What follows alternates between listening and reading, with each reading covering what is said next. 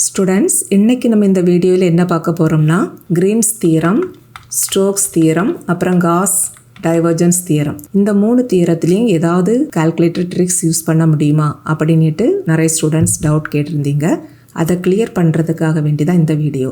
இங்கேயும் நம்ம calculator tricks use பண்ணலாம். எப்போ யூஸ் பண்ணலாம்னா, இந்த தியரத்தில் வரக்கூடிய அந்த இன்டகிரேஷனில் உள்ள லிமிட் கான்ஸ்டண்ட்டாக இருந்தது அப்படின்னா மட்டும்தான் நம்மளால் யூஸ் பண்ண முடியும். அப்படி யூஸ் பண்ணி நீங்கள் கண்டுபிடிச்ச இன்டகிரல் வேல்யூ கரெக்டாக தப்பா அப்படின்னு வெரிஃபை பண்ணலாம் ரொம்ப ஈஸியாக. இந்த 3 தியரத்தில் மட்டும் இல்லாமல் இதே போல் double integration, single integration, triple integration எல்லாம் எங்கெல்லாம் நீங்கள் யூஸ் பண்ணுறீங்களோ அங்கெல்லாம் இதே கான்செப்டை யூஸ் பண்ணலாம்.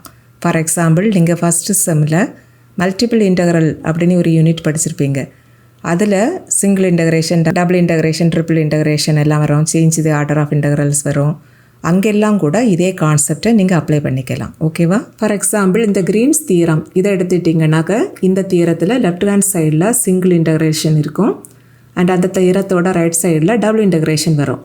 இதில் இந்த லெஃப்ட் ஹேண்ட் சைடில் உள்ள இந்த சிங்கிள் இன்டகிரேஷனில் எப்போதுமே லிமிட் உங்களுக்கு கான்ஸ்டண்ட்டாக தான் இருக்கும். ஃபார் எக்ஸாம்பிள், இதில் வந்துட்டு லோவர் லிமிட் 1 அப்பர் லிமிட் 2ன்னு வச்சுக்கோங்க. அண்ட் இங்கே ஃபங்க்ஷன் வந்துட்டு x² + e⁻x வச்சுக்கோங்க, தென் இன்ட்டு dx.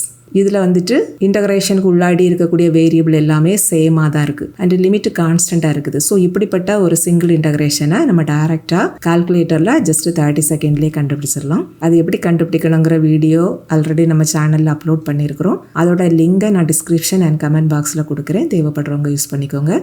ஜஸ்ட் நீங்கள் என்ன செய்தால் போதும்னா, கால்குலேட்டரில் இன்டகிரேஷன் அப்படின்னு ஒரு பட்டன் இருக்கும். அதை நீங்கள் ஜஸ்ட் ப்ரெஸ் பண்ணினீங்க அப்படின்னா உங்களுக்கு கால்குலேட்டர் டிஸ்பிளேயில் ஒரு இன்டகிரலும் வரும், அடுத்ததாக ஒரு ப்ராக்கெட்டும் வரும். நெக்ஸ்ட் நீங்கள் என்ன செய்யணும்னா, இதில் இருக்கக்கூடிய இந்த ஃபங்க்ஷனை அப்படி கால்குலேட்டரில் என்டர் பண்ணணும். அப்போ உங்களுக்கு இந்த ப்ராக்கெட்டுக்குள்ளாடி அந்த ஃபங்க்ஷன் அப்படி இங்கே வந்துடும். நெக்ஸ்ட் நீங்கள் கமா போட்டுக்கிட்டு இந்த இன்டகிரேஷனில் இருக்கக்கூடிய லோவர் லிமிட்டை என்டர் பண்ணணும் 1. அடுத்தது மறுபடியும் கமா போட்டுட்டு இங்கே இருக்கக்கூடிய இந்த அப்பர் லிமிட் அந்த வேல்யூவை என்டர் பண்ணணும். அடுத்தது ப்ராக்கெட்டை க்ளோஸ் பண்ணிவிட்டு ஈக்குவல் டு பட்டனை ப்ரெஸ் பண்ணுங்கள். உங்களுக்கு இந்த இன்டகிரேஷனோட ஆன்சர் கிடச்சிரும். ஓகேவா? நீங்கள் இப்படி டைரெக்டாகவே கால்குலேட்டரில் கண்டுபிடிச்சி எழுதுனீங்கன்னா உங்களுக்கு ஃபுல் மார்க் கிடைக்காது. பிகாஸ் வேல்யூஷனில் இந்த இன்டகிரேஷனோட ஸ்டெப் மார்க்கு தனித்தனியாக கொடுத்துருப்பாங்க. தட் இஸ், எப்போதுமே ஸ்டாஃப்ஸ் வந்துட்டு இந்த இன்டகிரலுக்குள்ளாடி இருக்கக்கூடிய இந்த ஃபங்க்ஷனோட இன்டகிரல் வேல்யூ எழுதியிருக்காங்களா அப்படிங்கிற அந்த ஸ்டெப்பை செக் பண்ணுவாங்க. தட் இஸ், இதில் 2 டேர்ம் இருக்குது பார்த்தீங்களா, இந்த 2 டேர்முக்கு இன்டகிரல் வேல்யூவையும் அடுத்த ஸ்டெப்பில் எழுதணும். இங்கே x² இன்டகிரல் வேல்யூ x³ தென் plus e⁻x integral value e⁻x, தென் லிமிட் வந்துட்டு 1 to 2. இந்த ஸ்டெப்புக்கு மார்க் வச்சுருப்பாங்க தனியாக. ஸோ உங்களுக்கு இன்டகிரேஷன் தெரிஞ்சுது அப்படின்னாக்க இந்த ஸ்டெப்பை கண்டிப்பாக எழுதுங்க. எழுதிட்டு ஃபைனலில் உங்களுக்கு கிடைக்கக்கூடிய ஆன்சரை இதே போல் கால்குலேட்டர் யூஸ் பண்ணி வெரிஃபை பண்ணுங்கள். ஓகேவா? சப்போஸ் உங்களுக்கு இந்த இன்டகிரேஷன் ஃபார்முலா எல்லாம் தெரியலை அப்படின்னாக்க நீங்கள் டைரெக்டாகவே கால்குலேட்டர் யூஸ் பண்ணி இதுக்கு ஆன்சர் எழுதுங்க. இப்படி எழுதுனீங்கன்னா ஃபுல் மார்க் கொடுக்காட்டாலும் ஓரளவுக்கு மார்க் கொடுப்பாங்க. ஓகேவா? அடுத்தது, இந்த தியரத்தோட ரைட் ஹேண்ட் சைடு இதில் வர நேரம் டபுள் இன்டகிரேஷன் இருக்கும். இப்படி டபுள் இன்டகிரேஷன் வர நேரம் நீங்கள் 2 விஷயங்களை கவனிக்கணும். ஒன்று வந்துட்டு என்னதுன்னா, இந்த 2 இன்டகிரேஷன்லேயும் லோவர் அண்ட் அப்பர் லிமிட் கான்ஸ்டண்ட்டாக இருக்குதான்னு பார்க்கணும். அதுக்கப்புறம் இந்த இன்டகிரலுக்குள்ளாடி ஒரு ஃபங்க்ஷன் இருக்கும் பார்த்தீங்களா, அந்த ஃபங்க்ஷன் வந்துட்டு இன் டேர்ம்ஸ் ஆஃப் XYயில் இருக்கும். இங்கே வரக்கூடிய இந்த ஃபங்க்ஷனில் எக்ஸையும் ஒய்யையும் தனித்தனியாக பிரிக்கக்கூடிய மாடல்லையும் இருக்கணும். ஃபார் எக்ஸாம்பிள், இங்கே x² × y² இருக்குதுன்னு வச்சுக்கோங்க. லிமிட் இங்கே 0 to 1, இங்கே 0 to 2ன்னு வச்சுக்கோங்க. நம்ம இதில் இருக்கக்கூடிய இந்த ஃபங்க்ஷனை 2ஆக ஸ்ப்ளிட் பண்ணிடலாம். தட் இஸ், எக்ஸில் இருக்கக்கூடிய ஃபங்க்ஷனை தனியாகவும் ஒயில் இருக்கக்கூடிய ஃபங்க்ஷனை தனியாகவும் ஸ்ப்ளிட் பண்ணிடலாம். இங்கே இன்னர் இன்டகிரேஷன் வந்துட்டு வித் ரெஸ்பெக்ட் டு எக்ஸுக்கு இருக்குது, outer integration with respect to ஒய்க்கு இருக்குது. ஸோ இன்னர் இன்டகிரேஷனில் எக்ஸ் இருக்கக்கூடிய டேர்ம்ஸ் எல்லாம் தனியாக நம்ம எழுதிடலாம். பிகாஸ் இங்கே ப்ராடக்டில் தானே இருக்குது. ஸோ இந்த இன்னர் இன்டகிரேஷனுக்குள்ளாடி இந்த x² தென் இன்ட்டு இந்த dx இதை எழுதிடலாம். அண்ட் அவுட்டர் இன்டகிரேஷனில் இங்கே இருக்கக்கூடிய y² இதை எழுதிட்டு இந்த dyயை எழுதிடலாம். அண்ட் இன்னர் இன்டகிரேஷனில் லிமிட் 0 to 1, தட் இஸ் எக்ஸுக்கு லிமிட்டு தான் 0 to 1, அதை இங்கே எழுதணும். ஒய்க்கு லிமிட் வந்துட்டு 0 to 2, அதை இங்கே எழுதணும். இப்படி 2 இன்டகிரலாக தனித்தனியாக ஸ்ப்ளிட் பண்ண முடிகிறது போலையும் இருக்கணும். இப்படி இருந்ததுன்னா நீங்கள் கால்குலேட்டரில் இதோட வேல்யூவை டைரெக்டாக கண்டுபிடிச்சி எழுதலாம். புரியுதாம்மா? இங்கேயும் அதே போல் தான் டைரெக்டாக கால்குலேட்டர் யூஸ் பண்ணி ஒரே ஸ்டெப்பில் ஆன்சர் எழுதுனீங்கன்னா சம்டைம்ஸ் ஃபுல் மார்க் கொடுக்க மாட்டாங்க. அதை கவனிக்கலை அப்படின்னாக்கா மேபி ஃபுல் மார்க் கொடுக்கறதுக்கு கூட சான்ஸ் இருக்குது. ஓகேவா? உங்களுக்கு இன்டகிரேஷன் ஃபார்முலாஸ் தெரிஞ்சதுன்னா இதோட இன்டகிரல் வேல்யூவை இங்கே எழுதணும், தென் லிமிட் எழுதணும். அதே போல் இந்த ஃபங்க்ஷனுக்கு இன்டகிரல் இங்கே எழுதணும், தென் லிமிட் எழுதணும். அடுத்த ஸ்டெப்பில் லிமிட் எல்லாம் அப்ளை பண்ணி ஆன்சர் எழுதணும். ஓகேவா? அண்ட் ஆல்ரெடி நான் சொன்னது போல தான் இங்கே இன்டகிரேஷன் ஃபார்முலா எல்லாம் உங்களுக்கு தெரியலைன்னா நீங்கள் டைரெக்டாக கால்குலேட்டர் யூஸ் பண்ணி ஆன்சர் எழுதுங்க. நீங்கள் இங்கே டபுள் இன்டகிரேஷன் இருக்கிறதுனால ஷார்ட்கட் மெத்தடில் 2 விதமாக கண்டுபிடிக்கலாம். ஏதர் டபுள் இன்டர்வலுக்கு வேல்யூவை டைரெக்டாக கால்குலேட்டரில் கண்டுபிடிக்கலாம், அல்லது 2 இன்டர்வலுக்கு வேல்யூவையும் தனித்தனியாக கால்குலேட்டரில் ஷார்ட்கட்டில் கண்டுபிடிச்சி ப்ராடக்ட் பண்ணினாலும் நமக்கு இந்த டபுள் இன்டர்வலுக்கு ஆன்சர் கிடச்சிரும். ஓகே, சப்போஸ் இங்கே இருக்கக்கூடிய இந்த ஃபங்க்ஷனை வந்துட்டு 2 டிஃப்ரெண்ட் ஃபங்க்ஷனாக ஸ்ப்ளிட் பண்ண முடியாமல் இருக்குதுன்னு வச்சுக்கோங்க. ஃபார் எக்ஸாம்பிள் இங்கே இன் பிட்வீன் ப்ளஸ்ஸோ மைனஸோ இருக்குதுன்னு வச்சுக்கோங்க. இங்கே வந்துட்டு நம்ம இதை 2 இன்டகரலாக ஸ்ப்ளிட் பண்ண முடியாது.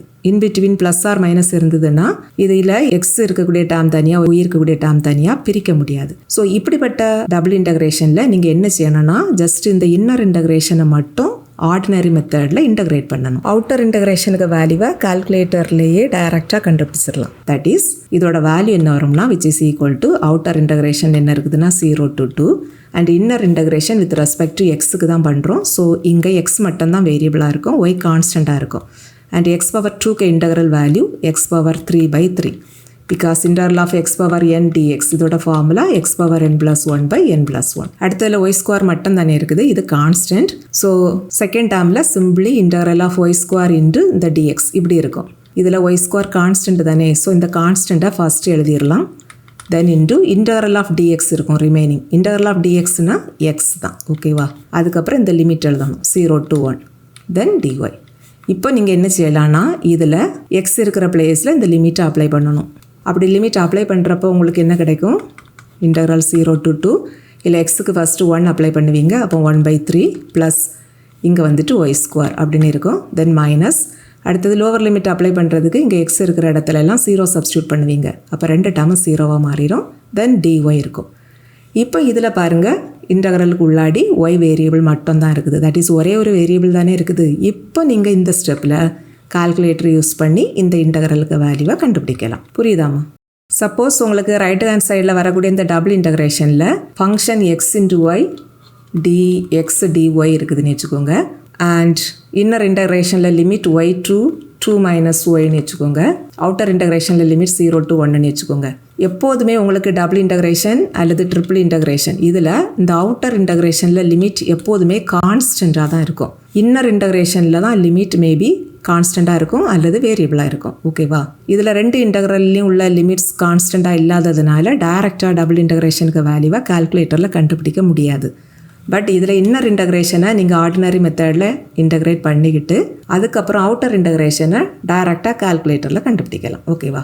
தட் இஸ் இதில் inner integration with respect to எக்ஸுக்கு தான் பண்ணுறோம். ஸோ இதில் எக்ஸ் மட்டும்தான் வேரியபிளாக இருக்கும், ஒய் கான்ஸ்டண்ட்டாக இருக்கும். அண்ட் இந்த எக்ஸ் அண்ட் ஒய் வந்து ப்ராடக்ட்டில் இருக்குதா, அதனால் இந்த ஒய்யை இந்த இன்னர் இன்டகரலுக்கு வெளியில் எடுத்துடலாம். ஸோ இதோட வேல்யூ என்ன கிடைக்கும்னா இன்டகரல் ஆஃப் இந்த ஒய் இன்டு இங்கே ரிமைனிங் என்ன இருக்கும்னா integral of x power 1 into dx அப்படின்னு இருக்கும்.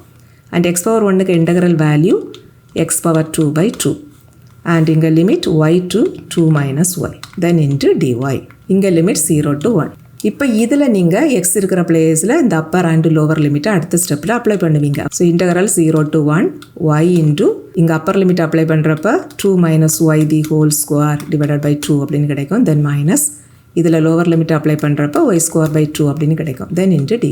இப்போ பாருங்கள் இந்த இன்டகிரேஷனுக்குள்ளாடி ஒரே ஒரு வேரியபிள் தான் இருக்குது, ஒய் மட்டும் தான் இருக்குது. ஸோ நம்ம வசதிக்காக இந்த ஒய் எல்லாத்தையும் எக்ஸுக்கு மாற்றி வச்சுட்டு கால்குலேட்டர் யூஸ் பண்ணி இதோட இன்டகரல் வேல்யூவை கண்டுபிடிக்கலாம். அல்லது ஒய்லே அப்படியே வச்சுட்டு கூட கால்குலேட்டர் யூஸ் பண்ணி இதோட வேல்யூவை டைரெக்டாக கண்டுபிடிச்சி இங்கே எழுதலாம். புரியுதாமா? ஸோ இதே போல தான் ஸ்டோக்ஸ் தியரத்துக்கும் காஸ் டைவர்ஜென்ஸ் தியரத்துக்கும் நீங்கள் அப்ளை பண்ணலாம். மோஸ்ட்லி காஸ் டைவர்ஜென்ஸ் தியரத்தில் கியூப் தான் வரும். கியூப் அப்படின்னாலே அங்கே வந்துட்டு எப்போதுமே இன்டகிரேஷனில் லிமிட் கான்ஸ்டண்ட்டாக தான் இருக்கும். அந்த தியரத்தில் ஒரு சைடில் டபுள் இன்டகிரேஷன் இருக்கும், இன்னொரு சைடில் ட்ரிபிள் இன்டகிரேஷன் இருக்கும்.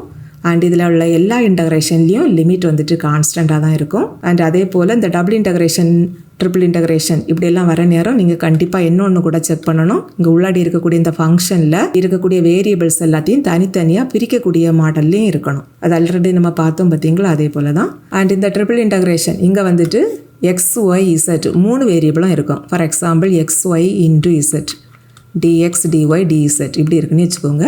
இங்கே இந்த 3 வேரியபிளையும் தனித்தனியாக பிரிக்கக்கூடிய மாடலில் இருக்குதான்னு பார்த்துக்கிட்டு கால்குலேட்டரில் நீங்கள் வெரிஃபை பண்ணுங்கள், நீங்கள் கண்டுபிடிச்ச ஆன்சர் கரெக்டாக தப்பா இல்லையான்னு. ஓகேவா?